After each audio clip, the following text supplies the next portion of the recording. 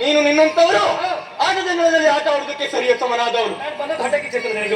ಅದಲ್ಲಪ್ಪ, ಇಲ್ಲಿಗೆ ಬರುವುದು ಸರಿಯಲ್ಲ ಅಂತ ಹೇಳಿ ಹೊಟ್ಟೆಗೆಚ್ಚಲ ಪಡುವಷ್ಟು ದೊಡ್ಡವರು ಆದ್ರೆ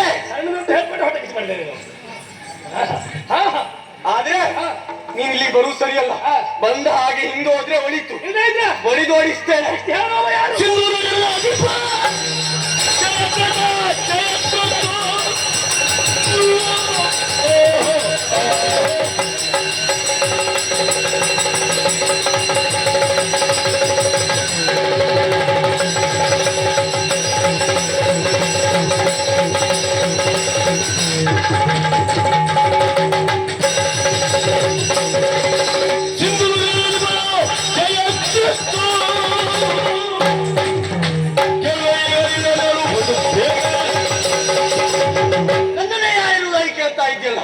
ನಾನೇನು ಸಾಮಾನ್ಯದವನಲ್ಲ, ಸಿಂಧು ದೇಶದ ಅಧಿಕಾರಿ ಜಯಕತ್ ಅಂತ ಹೇಳಿದ್ರೆ ನಾನೇ.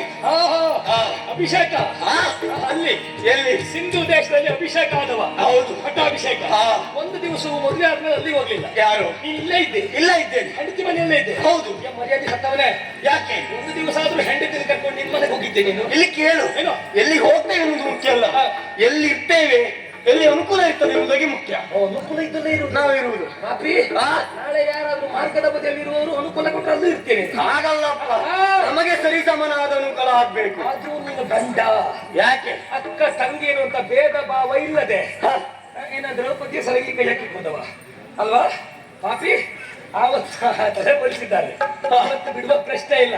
ಒಳಗೆ ಹೋಗಿಟ್ಟು ಬಿಟ್ಟರ ಬಳಿತು. ಇಲ್ವೇ ಇಲ್ಲ. ಕಾಲು ಕತ್ತರಿಸ್ತಾರೆ. ಯಾರ ಕಾಲು ಕತ್ತರಿಸ್ತ ನೋಡುವ.